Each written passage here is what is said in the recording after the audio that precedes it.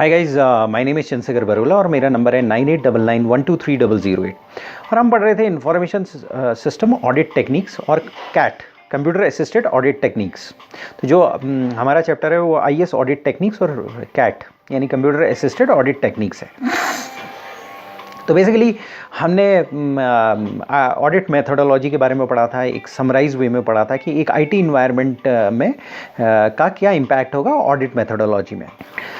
उसके बाद हमने ब्लैक बॉक्स अप्रोच पढ़ा था और फिर उसके बाद वाइट बॉक्स अप्रोच पढ़ी थी। अब हम कंप्यूटर असिस्टेड ऑडिट टेक्निक्स के बारे में पढ़ेंगे। तो बेसिकली क्या होता है कि हमने ये पढ़ा कि पहले क्या होता था कि ब्लैक बॉक्स टेक्निक होती थी, फिर वाइट बॉक्स टेक्निक हमने अपनाना स्टार्ट किया, क्योंकि ऐसा है कि कंप्यूटराइजेशन बढ़ता चला गया और उसके अलावा ऑर्गेनाइजेशन वाइड ERPs आ गई। तो ऑडिट करने के लिए अब हमारे पास ह्यूमन बींग्स जो है सिस्टम में कम होने लगे, यानी कि पूरी चेन में आदमी हटाए जाने लगे। उसकी जगह से पहले क्या होता था कि जहाँ पर 10 आदमी होते थे वहाँ पर अकाउंटिंग में अब 2 ही आदमी होने लग गए, क्योंकि ऐसा है कि ERP है, वर्ल्ड वाइड ERP है, और वो वर्ल्ड वाइड ERP जो है उसमें आपको एंट्री डालनी है। आपने एक बार एंट्री डाली तो बैलेंस शीट ऑटोमेटिकली अपडेट हो गई। केवल इतना होता है कि आपको एंट्री को आप ड्राफ्ट के रूप में सेव कर सकते हैं या पोस्ट कर सकते हैं। अगर आपने उसे ड्राफ्ट के रूप में सेव किया तो तब तक तो आप एंट्री को चेंज कर सकते हैं, लेकिन जैसे ही पोस्ट किया तो बैलेंस शीट तक जहाँ जहाँ इफेक्ट डालना है वहाँ पूरा इफेक्ट डाल देगी। तो इनिशियली जो है जब कंप्यूटराइजेशन स्टार्ट हुआ तो ब्लैक बॉक्स अप्रोच अपनाई गई। ब्लैक बॉक्स अप्रोच में क्या होता था कि नॉर्मली आप कंप्यूटर को सही मान के चलते थे कि कंप्यूटर सही है और बाकी बाहर की प्रोसेसिंग देखते थे, क्योंकि सेग्रीगेशन ऑफ ड्यूटी और बाकी जितनी जो ट्रेडिशनल प्रोसेसेस थी वो थी। उस समय क्या है कि जो एम्प्लॉयज़ होते थे, नंबर ऑफ़ एम्प्लॉयज़ ज़्यादा होते थे और उतनी एफिशिएंसी नहीं आई थी सिस्टम में। लेकिन धीरे धीरे एफिशिएंसी आती चलेगी और एफिशिएंसी आने के बाद क्या है कि सिस्टम में आदमी ख़त्म होने लगे। अब जो है फ्रॉड होने के चांसेस कम हो गए थे, अब कंप्यूटराइज्ड फ्रॉड होने के चांसेस ज़्यादा हो गए थे, हैकिंग के चांसेस बढ़ गए थे, वायरसेस के चांसेस बढ़ गए थे। लेकिन अब एक ऐसी सिचुएशन आ गई थी कि अगर मान लिया आपके कंट्रोल स्ट्रॉन्ग हैं, इन कंप्यूटर के अंदर के कंट्रोल स्ट्रॉन्ग हैं और तो जो है आपकी जो पास जो इंफॉर्मेशन आएगी, जो डेटा प्रोसेसिंग होगी सही होगी, वो गलत नहीं होगी।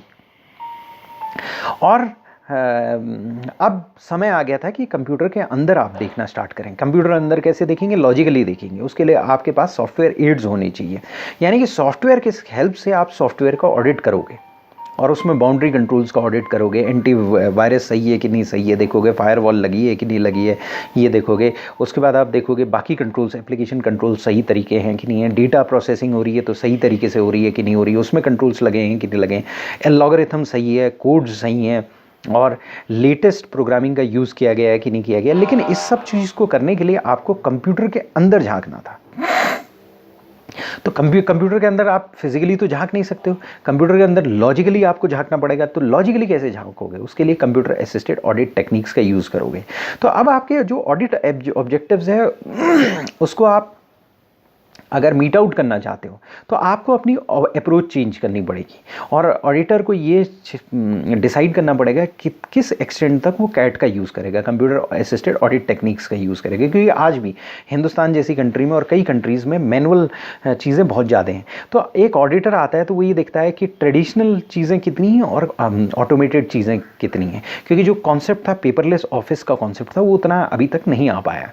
मतलब आज की डेट में क्या होना चाहिए था कि आप जब एग्रीमेंट साइन करते हो तो पेपर एग्रीमेंट होने ही नहीं चाहिए थे, लेकिन आज भी पेपर एग्रीमेंट होते हैं, डिजिटली साइंड एग्रीमेंट होने चाहिए थे। अगर आपके और मान लीजिए सपोज टाटा कंपनी है और रिलायंस कंपनी है, जो ब्लू चिप कंपनीज है, बेटर कंपनीज है, उसमें तो ये होना ही चाहिए कि अगर रिलायंस जो है और अगर मान लिया सपोज टाटा अगर कोई एक कॉन्ट्रैक्ट साइन कर रही है तो वहाँ पर जो कॉन्ट्रैक्ट साइन होगा वो अपनी अपनी प्राइवेट की से साइन कर लें और जिसको वेरीफाई करना है वो उसको पब्लिक की से डिक्रिप्ट करे। अगर पब्लिक की से डिक्रिप्ट होती है तो यानी कि दोनों की पब्लिक की ले और डिक्रिप्ट कर ले, तो उससे ये हो जाएगा कि दोनों ने सिग्नेचर्स किए हैं और चीज़ें इलेक्ट्रॉनिक फॉर्म में रहें। लेकिन जो ये इलेक्ट्रॉनिक मेथड्स है, पेपरलेस ऑफिस है, वो अभी उतना नहीं आ पाया है, क्योंकि लोग जो है चेंज होने में बहुत टाइम लगा रहे हैं। तो कई ऑर्गेनाइजेशन है जिसमें मैसिव इलेक्ट्रॉनिक पेपरलेस ऑफिस का यूज़ किया जाने लग गया है, क्योंकि ERPs हो गई हैं, कंपनी वाइड ERPs हो गई हैं, तो वहाँ पेपरलेस ऑफिस का बहुत ज़्यादा यूज़ हो रहा है। और जहाँ जहाँ पेपरलेस ऑफिस का ज़्यादा यूज़ हो रहा है वहाँ पर जो जितने अकाउंटेंट्स हैं, नंबर ऑफ़ अकाउंटेंट्स हैं, वो कम होते चले जा रहे हैं। और क्या है कि कुछ ही अकाउंटेंट्स, दो चार एक अकाउंटेंट्स पूरे एक एरिया का अकाउंट्स हैंडल कर सकते हैं। पूरे पहले क्या होता था, पूरा एक डिपार्टमेंट होता था। अब क्या है कि जितना बड़ा डिपार्टमेंट एक कंट्री में होता था, उतना डिपार्टमेंट आज की डेट में क्या होता है कि एक ब्रांच है, सपोज एक नीदरलैंड्स बेस्ड कंपनी की ब्रांच है, तो दिल्ली में क्या है, एक या दो अकाउंटेंट होंगे मुश्किल से। अगर इंडिया अकाउंट्स हैंडल कर रहे हैं, ये 2 या 3 अकाउंटेंट होंगे। कई कंपनीज़ में ज़्यादा होते हैं नो डाउट, लेकिन जनरली क्या है कि 2 या 3 अकाउंटेंट बैठे हैं और वो पूरी की पूरी ERP हैंडल कर रहे हैं, उसमें एंट्री डाल रहे हैं, ये सारी चीज़ें कर रहे हैं। तो अब बेसिकली क्या है कि जो ट्रेडिशनल मेथड्स हैं वो आप कम यूज़ करोगे अगर एक अच्छी कंपनी में जाओगे, लेकिन पुरानी कंपनी में जाओगे तो वहाँ ट्रेडिशनल मेथड्स होंगे और कंप्यूटराइज टेक्निक्स भी होंगी। टैली का भी यूज़ हो रहा होगा या ERP का यूज़ हो रहा होगा और ट्रेडिशनल मेथड्स भी यूज़ हो रही होंगी। तो एज एन ऑडिटर आपको ये देखना पड़ेगा कि किस एक्सटेंट तक आप computer assisted audit techniques use करोगे, क्योंकि वो ये डिपेंडेंट करता है कि अकाउंटिंग की मेथड्स कौन सी यूज़ की जा रही है या डेटा प्रोसेसिंग की मेथड्स कौन सी यूज़ की जा रही है। तो कंप्यूटर असिस्टेड ऑडिट टेक्निक्स में क्या होता है कि जो ऑडिट सॉफ्टवेयर एक कंट्रोल्ड इन्वायरमेंट में चलाया जाता है और डेटा की क्वालिटी वेरीफाई की जाती है और कंप्यूटर के इन्वायरमेंट के कंट्रोल्स देखे जाते हैं, यानी लॉजिकल कंट्रोल्स देखे जाते हैं। फिजिकल कंट्रोल्स तो हम देख ही सकते हैं, लेकिन लॉजिकल कंट्रोल्स देखे जाते हैं कि उस जो डेटा प्रोसेसिंग इन्वायरमेंट है, जो डेटा है, जैसे मैंने बोला डेटा है, डेटा के पीछे सॉफ्टवेयर होता है, सॉफ्टवेयर के पीछे हार्डवेयर होता है या कंप्यूटिंग इक्विपमेंट्स होते हैं और उसके पीछे IT फैसिलिटी होती है। तो ये जो डेटा सॉफ्टवेयर इसको प्रोसेस कर रहे हैं, सॉफ्टवेयर इनपुट को लेकर आउटपुट कर रहे हैं और आउटपुट ये जो है आपके हार्डवेयर में रखा हुआ है। और ये सारी चीज़ें डेटा प्रोसेसिंग हो रही है जो सॉफ्टवेयर है किस में, हार्डवेयर में। तो कहने का मतलब ये जो उस हार्डवेयर के अंदर झांक कर देखना, उस हार्डवेयर के अंदर देखना प्रोसेसिंग के टाइम पर कि प्रोसेसिंग सही चल रही है, उस हार्डवेयर के अंदर देखना कि जब डेटा आपने डेटाबेस में रखा है तो वो सही तरीके से रखा है कि नहीं रखा है। जब बैकअप हुआ तो ये देखना कि बैकअप हुआ है कि नहीं हुआ है। बैकअप की जो लॉजिकल टेक्निक्स हैं वो देखना, उसके लिए आपको कंप्यूटर को के अंदर झांक कर देखना पड़ता है। और वो जहाँ आप फिजिकली तो जा नहीं सकते कंप्यूटर के अंदर, क्योंकि ऐसा है कि मैंने बार बार बोला कि 1 इंच बाय 1 इंच जो CPU होता है उसमें 100 करोड़ ट्रांजिस्टर होते हैं। आज की डेट में जो S6 मोबाइल फ़ोन आया उसमें 14 नैनोमीटर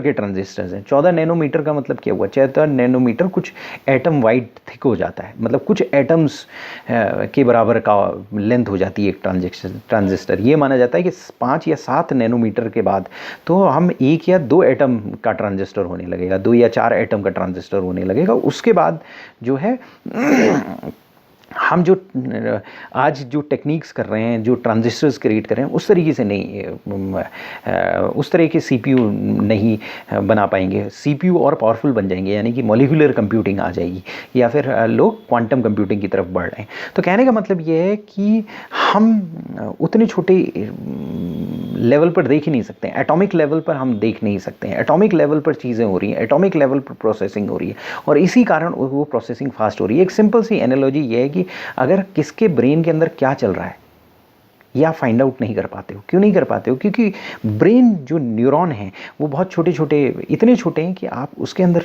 प्रोसेसिंग नहीं देख पाते हो। दो आजकल इलेक्ट्रॉन माइक्रोस्कोप वगैरह जो है और टेक्निक्स आ गई हैं, उससे क्या है कि आप एक ब्रॉड पैटर्न देखने की कोशिश कर रहे हो। मतलब कि आप जब सोच रहे हो तो आपका कौन सा फ्रंटल लोब एक्टिवेट हो रहा है या पेरिफेरल लोब एक्टिवेट हो रहा है, कि क्या चीज़ एक्टिवेट हो रही है, साइंटिस्ट देख रहे हैं और देखते चले जा रहे हैं। मतलब उसमें उनको काफ़ी सफलता मिल रही है। लेकिन आज भी वो किसी इंस्ट्रूमेंट का यूज़ कर रहे हैं, ब्रेन के अंदर झांक कर नहीं देख सकते हैं, टेलीपैथिक वे में नहीं देख सकते हैं। उसी तरीके से आप कंप्यूटर के अंदर क्या हो रहा है टेलीपैथिक वे में नहीं देख सकते। उसके लिए आपको एक सॉफ्टवेयर चाहिए होता है और वो उसी सॉफ्टवेयर से आप सॉफ्टवेयर का ऑडिट करते हो। तो बेसिकली कंप्यूटर के अंदर क्या कंट्रोल्स लगे हैं, क्या कंट्रोल्स इन्वायरमेंट है, उसको देखने के लिए आपको कंप्यूटर असिस्टेड ऑडिट टेक्निक्स का यूज़ करना पड़ेगा, कंप्यूटर CAT सॉफ्टवेयर्स का यूज़ करना पड़ेगा। तो ऑडिटर अलग अलग टाइप के टेस्ट परफॉर्म कर सकता है कैट सॉफ्टवेयर का यूज़ करके। इसमें क्या सब्सटेंटिव टेस्टिंग भी कर सकता है, कंप्लायंस टेस्टिंग भी कर सकता है, यानी कि टेस्ट ऑफ कंट्रोल्स भी कर सकता है, एनालिटिकल टेस्ट भी कर सकता है। तो इवन क्या होता है कि सॉफ्टवेयर टेस्ट करते हैं और फिर उसके बाद आपको कोई पैटर्न चाहिए, कोई ग्राफ चाहिए, वो आपको दे देंगे, एनालिटिक्स आपको दे देंगे, जिससे कि आप डेटा को ईजिली ऑडिट कर सको। जैसे फॉर एग्जांपल सेंट्रलाइज्ड डेटाबेस है बैंक का, तो वहाँ पर इतना ह्यूज डेटा होता है, उसको ऑडिट करना इतना आसान नहीं होता है। अगर नॉर्मल ट्रेडिशनल टेक्निक से ऑडिट करना चाहोगे तो बहुत प्रॉब्लम होगी।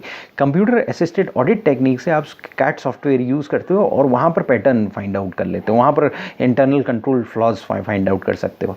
दो रिसोर्सेज उसमें बहुत यूज़ होते हैं, टाइम काफ़ी लगता है, लेकिन computer assisted audit techniques CAAT software जो होते हैं वो इस सब चीज़ में काफ़ी हेल्प करते हैं। तो उसमें सब्सटेंटिव टेस्टिंग भी कर सकते हो, कंप्लायंस टेस्टिंग भी कर सकते हो, और लेकिन उसके लिए क्या है कि क्लाइंट का डेटा आपके पास अवेलेबल होना चाहिए। अब क्लाइंट का डेटा कैसे अवेलेबल होना चाहिए, या तो आप जो हार्डवेयर है जहाँ पर प्रोसेसिंग हो रही है उसमें सीधे आप जाओगे, या आपको ऑनलाइन अवेलेबल होना चाहिए। ऑनलाइन अवेलेबल होना चाहिए तो आपकी लॉजिकल एक्सेस राइट्स आपके कैट सॉफ्टवेयर में कॉन्फ़िगर करने पड़ेंगे। एक बार कंप्यूटर असिस्टेड ऑडिट सॉफ्टवेयर में जो उन्होंने लॉजिकल कंट्रोल्स आपको दे दिए, तो उसके बाद फिर आप सॉफ्टवेयर से उन लॉजिकल ऑडिट स्टार्ट कर दो और पता कर लोगे कि सिस्टम के अंदर क्या चल रहा है, ये देख लोगे। तो बेसिकली अगर ये कहा जाए कि कैट जो है हेल्प करता है आपको लॉजिकली ऑडिट करने में, लॉजिकल ऑडिट करने में, कंप्यूटर के अंदर ऑडिट करने में हेल्प करता है, और वैल्यूएबल डेटा कलेक्शन में भी करता है, हेल्प करता है। क्योंकि ऐसा है कि अंदर क्या वीकनेसेस हैं उसका पूरा लॉग्स बना देता है। तो अगर आप कंप्यूटर असिस्टेड ऑडिट सॉफ्टवेयर हैं तो आप कह सकते हो कि जी हमारे सॉफ्टवेयर ने ये ऑडिट किया और इसके लॉग्स ये हमें बता रहे हैं। तो वो लॉग्स जो हैं आपको एक एविडेंस दे देते हैं कि उस एविडेंस की एक रीजनेबल मान्यता होती है, क्योंकि वो जो है स्टैंडर्डाइज सॉफ्टवेयर्स होते हैं। बहुत सारे सॉफ्टवेयर स्टैंडर्डाइज सॉफ्टवेयर होते हैं, जनरलाइज्ड एप्लीकेशन सॉफ्टवेयर होते हैं जो मार्केट में मिलते हैं। तो मार्केट में मिल रहे हैं और वो सॉफ्टवेयर बता रहे हैं कि आपके टैली के अंदर ये प्रॉब्लम है, आपके ERP के अंदर ये प्रॉब्लम है, आपके जो प्रोसेसिंग कंट्रोल्स हैं उसमें ये प्रॉब्लम है, आप जो ऑडिट कर रहे हो उसमें जो आपकी जो आपका जो कोड्स हैं, जो कोडिंग कर रखी है वो ये कोडिंग कर रखी है, लेकिन ऐसा है कि ये कोडिंग होनी चाहिए। मतलब कई बार क्या होता है कि आप सिस्टम को अपडेट कर देते हो और वर्जन अपडेट कर देते हो, तो आपको वही वर्जन आपका यूज़ होना चाहिए। मतलब जो लेटेस्ट वर्जन, जो आपने अपडेटेड वर्जन है, वही सॉफ्टवेयर यूज़ होना चाहिए। आपका सिस्टम वर्जन कंट्रोल कैसे होगा, क्योंकि जो कोडिंग होती है वो तो लॉजिकल होगी, वो तो कंप्यूटर के अंदर होगी, कंप्यूटर के अंदर कैलकुलेशन हो रहे हैं, उसको आपको कैसे पता चलेगा किस कोडिंग के अनुसार कैलकुलेशंस हो रहे हैं। तो सॉफ्टवेयर ही इस चीज़ में हेल्प करेगा। तो वो एविडेंस भी कलेक्ट करने की हेल्प करेगा और आपके ऑडिट्स को एफिशिएंटली और क्वालिटेटिवली मैनेज करने में भी हेल्प करेगा। क्योंकि कंप्यूटर असिस्टेड ऑडिट टेक्निक्स जो यूज़ कर रहे हो आप, कैट सॉफ्टवेयर जो यूज़ कर रहे हो, उससे क्या होता है कि आप जब ऑडिट कर रहे हो तो आपको एक पर्टिकुलर डिसिप्लिन के अनुसार ऑडिट करना पड़ता है। तो बेसिकली आपके ऑडिट की एफिशिएंसी बढ़ जाती है। कंप्यूटर में वो आपको एनालिटिक्स दे देता है, बहुत सारे पावरफुल टूल्स दे देता है। उन टूल्स को आप देखकर एनालाइज कर सकते हो कि हाँ ये हो रहा है, यहाँ पर एबनॉर्मल चीज़ें आ रही हैं, तो धीरे धीरे उसको फाइन ट्यून भी कर सकते हो। अगर मान लिया आपको पर्टिकुलर नई रिपोर्ट चाहिए, फाइन ट्यून रिपोर्ट चाहिए, वो रिपोर्ट आपके पास आ सकती है और वो रिपोर्ट मैनेजमेंट को दिखा सकते हो कि ये रिपोर्ट हमारे पास आई है, इसमें ये एबनॉर्मेलिटीज़ हैं और यहाँ पर कंट्रोल वीक्स हैं, या जो भी चीज़ें हैं, एप्लीकेशन कंट्रोल्स वीक हैं, बाउंड्री कंट्रोल्स वीक हैं, या प्रोसेसिंग जब हो रही है तो यहाँ पर प्रॉब्लम हो रही है। तो कंप्यूटर असिस्टेड ऑडिट सॉफ्टवेयर आपको इसमें हेल्प करते हैं। इसके बाद अगला टॉपिक जो हमारी स्टडी में, नीड फॉर कैट्स की ज़रूरत क्या है, कंप्यूटर असिस्टेड ऑडिट टेक्निक्स की नीड क्या है। तो बेसिकली हमारी स्टडी हमें ये समझाने की कोशिश करती है कि सबसे पहली चीज़ हमें एविडेंस चाहिए, और एविडेंस कैसा होना चाहिए, कंप्लीट, सफिशिएंट, रेलेवेंट और यूज़फुल एविडेंस होना चाहिए। Appropriate, sufficient, relevant, useful evidence होना चाहिए। अगर एविडेंस में सफिशिएंसी नहीं है तो हमारे एविडेंस को क्वेश्चन किया जा सकता है और हमारी जो ओपिनियन हमने दी गई उसको क्वेश्चन किया जा सकता है। तो हमारा ऑडिट ऑब्जेक्टिव क्या है, एक सही ओपिनियन देना। और सही ओपिनियन कैसे देते हैं, पीछे से उसके बेस पर एविडेंस होना चाहिए। और एविडेंस कैसा होना चाहिए, sufficient, relevant, appropriate, useful evidence होना चाहिए। तो ऑडिट फाइंडिंग की जो कंक्लूजन्स हैं वो एप्रोप्रिएट एनालिसिस से सपोर्ट होनी चाहिए और राइट काइंड ऑफ इंटरप्रिटेशन से होनी चाहिए। राइट काइंड ऑफ इंटरप्रिटेशन किसका होगा, राइट एविडेंस का होगा, सही एविडेंस का इंटरप्रिटेशन से होनी चाहिए। Computerise information system processing environment में काफ़ी चैलेंजिंग सिचुएशन आ जाती है। क्यों चैलेंजिंग सिचुएशन आ जाती है, क्योंकि और इंफॉर्मेशन सिस्टम ऑडिटर अगर sufficient, relevant, useful, appropriate evidence अगर कलेक्ट कर रहा है तो कहाँ से वो कलेक्ट करेगा, वो मैग्नेटिक मीडिया में एविडेंस होगा। मैग्नेटिक मीडिया के अंदर घुसकर उसे करना पड़ेगा, फिजिकली तो घुस नहीं सकता, लॉजिकली ही घुस सकता है। भाई लॉजिकल ही घुस सकता है, फिजिकली वो घुस नहीं कर सकता है, तो लॉजिकली कौन करेगा, उसके पास एक सॉफ्टवेयर होना चाहिए जो उन सब चीज़ों को एनालाइज करे। और वो सॉफ्टवेयर कौन सा है, computer assisted audit technique software, cats होंगे। तो उसके अलावा एक और प्रॉब्लम आती है कि हार्डवेयर डिफरेंट टाइप के, सॉफ्टवेयर डिफरेंट टाइप के, डेटा स्ट्रक्चर डिफरेंट टाइप के, रिकॉर्ड फॉर्मेट डिफरेंट टाइप के, प्रोसेसिंग फंक्शंस अलग अलग हैं। तो ऑडिटर के लिए इम्पॉसिबल है। एक तरीके से एक समझ लीजिए, एक घर में एक आदमी घुसा, अब ऑडिट करने के लिए घुस रहा है, अब वो लॉजिकल बाइलेन्स है, उस लॉजिकल बाइलेन में वो घुस रहा है, तो लेन्स ही अलग टाइप की हैं, तो उसको समझ ही में नहीं आ रहा कहाँ जाऊँ किधर जाऊँ।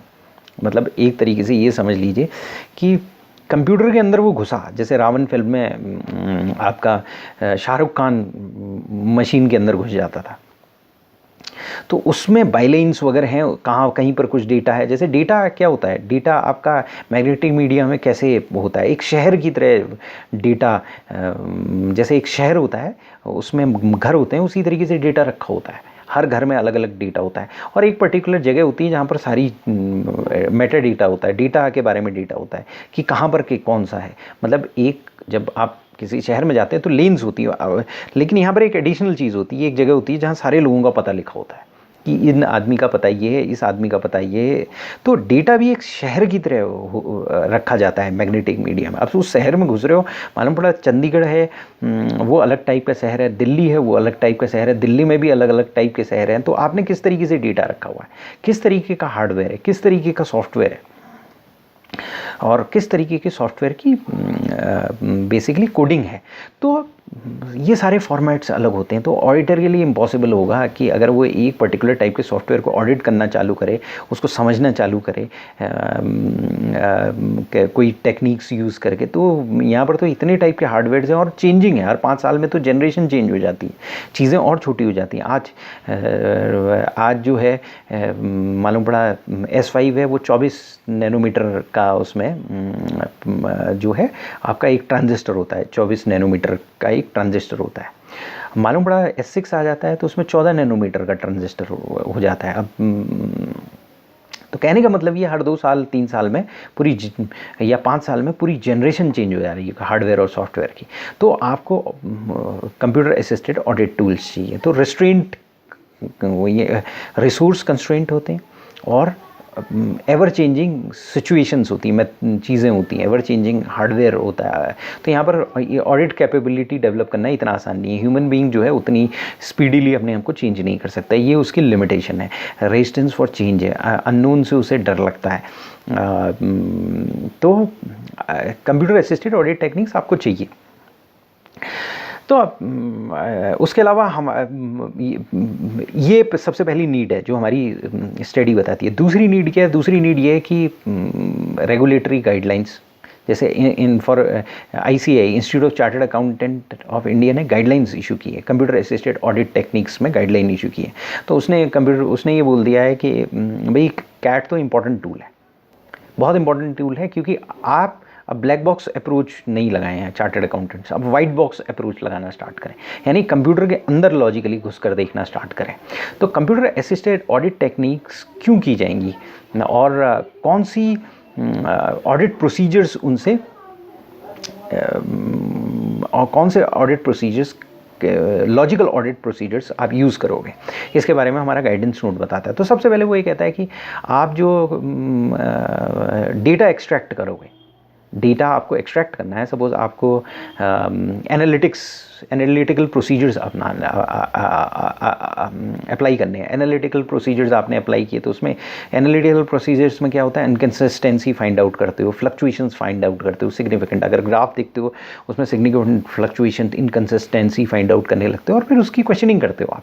तो यहाँ पर भी आपको क्या होगा कि आपके लॉजिकली जो है ट्रांजेक्शंस रखे हुए हैं, बैलेंसेज रखे हुए हैं, सारे ट्रांजेक्शन जो हो रहे हैं बैलेंसेज हैं वो रखे हुए हैं। फॉर एग्जांपल आपका इंटरेस्ट कैलकुलेट हो रहा है तो सॉफ्टवेयर कैलकुलेट कर रहा है, और इनवॉइसेज हैं तो वो एक पर्टिकुलर पैटर्न में रखी हुई हैं। तो आपको क्या करना पड़ेगा, कैट्स का यूज़ करके लॉजिकली कंप्यूटर के अंदर घुसना पड़ेगा उस सॉफ्टवेयर को यूज़ करके, और फिर आपको क्या करना पड़ेगा, जैसे फॉर इंटरेस्ट है उसका रिकैलकुलेशन करके चेक करना पड़ेगा कि ये सही है कि नहीं है। उसके बाद आपको इनवॉइसेस आप वो डेटा को एक्सट्रैक्ट कर सकते हो और उस डेटा को एक्सट्रैक्ट करके उसमें एनालिटिकल प्रोसीजर्स अप्लाई कर सकते हो, इनकन्सिस्टेंसी फाइंड आउट कर सकते हो, अगर कोई फ्लक्चुएशंस हैं उसके फाइंड आउट कर सकते हो, आप टेस्ट ऑफ जनरल कंट्रोल्स की टेस्टिंग कर सकते हो। जैसे फॉर एग्जांपल आप ये देख सकते हो कि जो प्रोग्राम है वो लेटेस्ट वर्जन है कि नहीं, उसमें वर्जन मैनेजमेंट हो रहा है कि नहीं हो रहा है सही तरीके से। कोड कंपैरिजन सॉफ्टवेयर होते हैं उससे कोड कंपैरिजन कर सकते हो कि कोड वही है कि नहीं है, जो लेटेस्ट कोड है वही है कि नहीं है।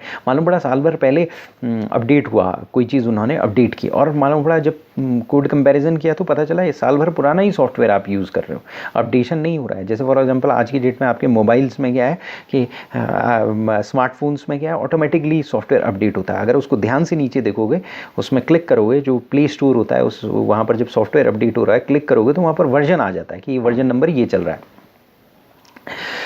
तो आपको इवन सैम्पलिंग करनी है, सैम्पलिंग प्रोग्राम्स होते हैं उसका यूज़ कर सकते हो, मतलब ऑडिट में सैम्पल हमने पढ़ा, सैम्पलिंग में ऑडिट कर सकते हो। उसके बाद क्या है कि एप्लीकेशन कंट्रोल्स अगर आप टेस्ट कर रहे हो तो फंक्शनैलिटी का यूज़ कर सकते हो। तो ये सारी चीज़ें